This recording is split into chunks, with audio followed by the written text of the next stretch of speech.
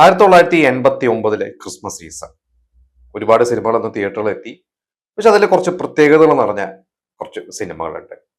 അപ്പൊ ആ ഒരു സീസണിനെ കുറിച്ച്, ക്രിസ്മസ് സീസണിനെ കുറിച്ചാണ് ഇന്ന് നമ്മൾ ഡിസ്കസ് ചെയ്യാൻ പോകുന്നത്. നേരത്തെ ഞാൻ പറഞ്ഞ ആ ഒരു പ്രത്യേകതകൾ നിറഞ്ഞ സീസൺ എന്ന് പറയാൻ കാരണം അതിലെ ചില സിനിമകളാണ്. അതിലെ പ്രധാനപ്പെട്ട സിനിമ മമ്മൂട്ടി എന്ന നടന്റെ കരിയറിലെ ഏറ്റവും മികച്ച ഒരു 10 കഥാപാത്രങ്ങൾ എടുത്താൽ അതിലൊരു കഥാപാത്രമായിരിക്കും മൃഗയ. കാരണം മമ്മൂട്ടി എന്ന നടന്റെ പെർഫോമൻസ്, മമ്മൂട്ടിയുടെ ലുക്കും, നമുക്കറിയാം മമ്മൂട്ടി എന്ന നടൻ വളരെ ഹാൻസം ആയിട്ടുള്ള നടൻ, അദ്ദേഹത്തിന് ആ ഒരു രൂപത്തിലോട്ട് മാറ്റിയെടുത്തു. ഐ.വി. ശശി എന്ന സംവിധായകൻ, ലോഹിദാസ് എന്ന എഴുത്തുകാരൻ, ലോഹിദാസ് എന്ന സിനിമയിലൊക്കെ വന്ന് ഒരു 2 വർഷം ആയിട്ടുള്ളൂ. തനിയാവർത്തനം പോലത്തെ ഒരു വലിയൊരു സിനിമ, നല്ലൊരു സിനിമ മമ്മൂട്ടിക്ക് കൊടുത്ത ശേഷം മമ്മൂട്ടിയുടെ പ്രിയപ്പെട്ട എഴുത്തുകാരനായി മാറിയ വ്യക്തിയാണ് ലോഹിദാസ്. അന്ന് ലോഹിദാസ് പറഞ്ഞ ചെറിയൊരു ത്രെഡാണ് 2 വരിയിൽ. ഒരു നാട്ടിൽ ഒരു പുലി ഇറങ്ങുന്നു, ആ പുലിയെ പിടിക്കാൻ ഒരാളെ നാട്ടുകാർ കൊണ്ടുവരുന്നു, അവസാനം അയാൾ പുലിയെക്കാട്ടും ശല്യമായി മാറുന്നു. അങ്ങനെ രസകരമായിട്ടുള്ള ത്രെഡ് പറഞ്ഞിട്ടാണ് ഐ.വി. ശശിക്കും മമ്മൂട്ടിക്കൊക്കെ അതിനോട് ഇഷ്ടം തോന്നിയത്. ആ ഒരു സിനിമ 89 ക്രിസ്മസിനാണ് തിയേറ്ററിൽ എത്തിയത്. 2 സ്റ്റേറ്റ് അവാർഡ് ആ സിനിമയ്ക്ക് കിട്ടി. ഒന്ന് മമ്മൂട്ടിക്ക് മൃഗയും വേറെ അന്ന് വടക്കൻ വീരഗാഥയും കൂടിയാണ്. വടക്കൻ വീരഗാഥയുണ്ട്, മതിലുകളുണ്ട്, നാഷണൽ അവാർഡും കിട്ടിയിട്ടുണ്ട് മമ്മൂട്ടിക്ക് അന്ന്. പക്ഷെ നാഷണൽ അവാർഡിൽ മൃഗയല്ല, മതിലുകളും വടക്കൻ വീരഗാഥയാണ്. എന്തായാലും മൃഗയ്ക്ക് അന്ന് നാഷണൽ അവാർഡിന് സ്റ്റേറ്റ് അവാർഡിൽ മമ്മൂട്ടിക്ക് ലഭിക്കാൻ കാരണമായ 2 സിനിമകളിൽ ഒരു സിനിമയാണ് മൃഗയ. ഐ.വി. ശശി ലഭിച്ചിട്ടുണ്ട് അല്ല അവാർഡ്. ഇതേ സമയത്ത് തന്നെയാണ് മമ്മൂട്ടി നമ്പർ 20 മദ്രാസ് മെയിലും അഭിനയിക്കുന്നത്. അപ്പൊ അതിനെ കുറിച്ച് ഒരിക്കൽ മണിമുള്ള രാജു പറഞ്ഞിട്ടുണ്ട്. മൃഗയ എന്ന സിനിമ വളരെ ബുദ്ധിമുട്ടിയാണ് മമ്മൂട്ടി അഭിനയിക്കുന്നത്. അതിലൊരു മേക്കപ്പ് ഒക്കെ ഇട്ട്, രാവിലെ മേക്കപ്പ് ഒക്കെ ഇട്ട് ഒരു വൈകുന്നേരം വരെ ആ സിനിമയിൽ അഭിനയിക്കും. എന്നിട്ട് മേക്കപ്പ് ഒക്കെ അഴിച്ചു വെച്ച് മമ്മൂട്ടി ഇവിടുന്ന് ഇവരുടെ ഷൊർണൂർ നിലമ്പൂർ റൂട്ടിലാണ് ഈ നമ്പർ 20 മദ്രാസ് മെയിലിൽ അതിന്റെ ഷൂട്ട് രാത്രി ആ ട്രെയിൻ വാടകയ്ക്ക് എടുത്താണ് അവർ ചെയ്യുന്നത്. അങ്ങനെ മമ്മൂട്ടി ഇവിടെ വന്ന് ട്രെയിനിൽ കയറി പുലർച്ചെ വരെ ഇവരുടെ കൂടെ അഭിനയിച്ച് ഗ്യാപ്പ് കിട്ടുമ്പോൾ ഒന്ന് പോയി മയങ്ങി, അങ്ങനെയാണ് ഒരു 20 ദിവസത്തോളം ഉറങ്ങാതെയാണ് മമ്മൂട്ടി 2 സിനിമയും ചെയ്തിട്ടുള്ളത്. അതിനുള്ള ഒരു എഫേർട്ട് ആയിരിക്കാം മമ്മൂട്ടിക്ക് മൃഗയ്ക്ക് കിട്ടിയതും നമ്പർ 20 മദ്രാസ് മെയിലായാലും 2 സിനിമയ്ക്കും മമ്മൂട്ടിക്ക് ഗുണം ചെയ്ത സിനിമകൾ തന്നെയാണ്. അടുത്ത സിനിമ കാലാൾപ്പട. അത് വിജയ് തമ്പി രഞ്ജിത്ത് കൂട്ടുകെട്ട്. വിജയ് തമ്പി സംവിധായകനായ ശേഷം തുടക്കകാലത്ത് കുറെ സിനിമകൾ രഞ്ജിത്ത് എഴുതിയിട്ടുണ്ട്. അതിൽ ഉള്ളൊരു സിനിമയാണ് കാലാൾപ്പട. കാലാൾപ്പട ശരിക്കും ഷൂട്ട് തുടങ്ങി കുറച്ചു കാലം മുടങ്ങിപ്പോയി. അത് കഴിഞ്ഞിട്ട് എനിക്ക് വിജയ് തമ്പി വേറൊരു സിനിമ ചെയ്തു, എന്നിട്ടൊക്കെയാണ് സിനിമ പൂർത്തീകരിക്കുന്നത്. ഈ സിനിമ അന്ന് വലിയൊരു വിജയമല്ലായിരുന്നു, പക്ഷെ നല്ലൊരു രസമുള്ള സിനിമയാണ്. ഇപ്പോഴും കണ്ടാൽ അത്യാവശ്യം നമുക്ക് കണ്ടിരിക്കാവുന്ന ഒരു സിനിമയാണ്. അതിന്റെ സ്റ്റാർ കാസ്റ്റ് ഗംഭീരമാണ്. കാരണം ജയറാമാണ് നായകൻ, പിന്നെ റഹ്മാനും ഉണ്ട്. ഇവർ 2 പേരും അതിൽ നല്ല ഒരു നായകതുല്യമായിട്ടുള്ള റോളുകളാണ്.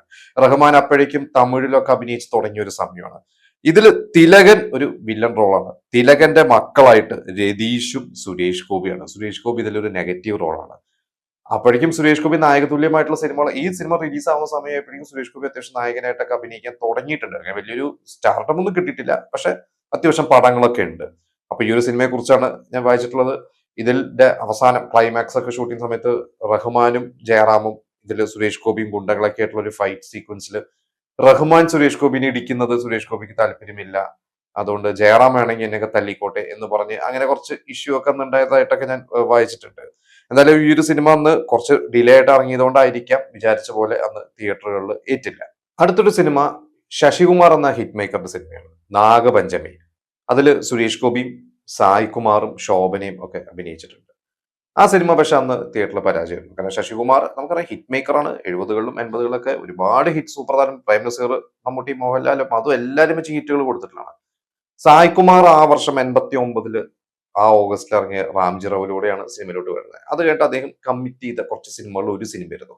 എനിക്കൊന്ന് സായ് കുമാർ അന്ന് ഈ സംവിധായകൻ നോക്കിയിട്ടൊക്കെ ഡേറ്റ് കൊടുത്തതായിരിക്കാം. എങ്കിലും അദ്ദേഹം കമ്മിറ്റ് ചെയ്ത സിനിമകളും അദ്ദേഹം നിരസിച്ച കുറെ സിനിമകൾ എല്ലാം കൂടി വന്നു കഴിഞ്ഞപ്പോൾ നിരസിച്ച സിനിമകളൊക്കെ അന്ന് എനിക്ക് തോന്നുന്നു സൂപ്പർ ഹിറ്റായി.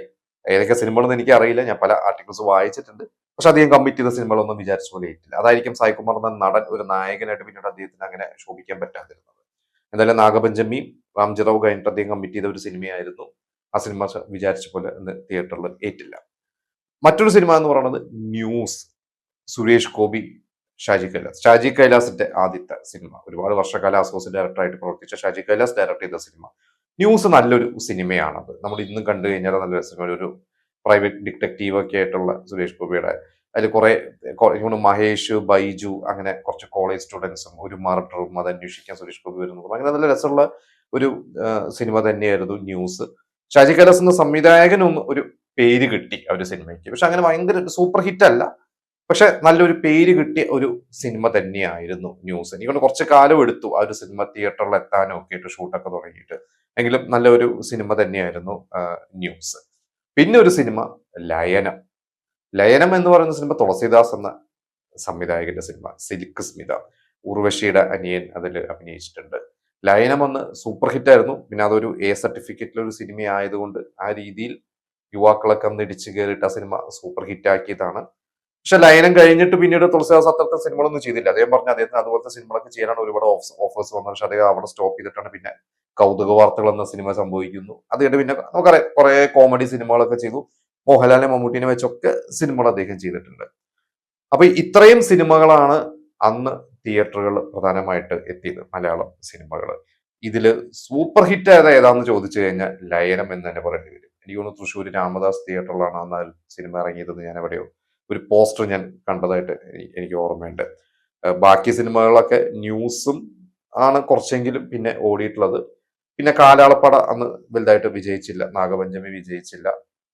മൃഗയ, ഓഫ് കോഴ്സ് മൃഗയ എന്തായാലും സൂപ്പർ ഹിറ്റ് ആണ്. പക്ഷെ മൃഗയ ആണോ ലയനമാണോ ഏറ്റവും കൂടുതൽ കളക്ട് ചെയ്ത് എന്ന് ചോദിച്ചു കഴിഞ്ഞാൽ എനിക്ക് ഇപ്പോഴും അറിയില്ല. അത് നമ്മൾ ഡീറ്റെയിൽഡ് ആയിട്ട് അന്വേഷിക്കേണ്ട ഒരു കാര്യമാണ്.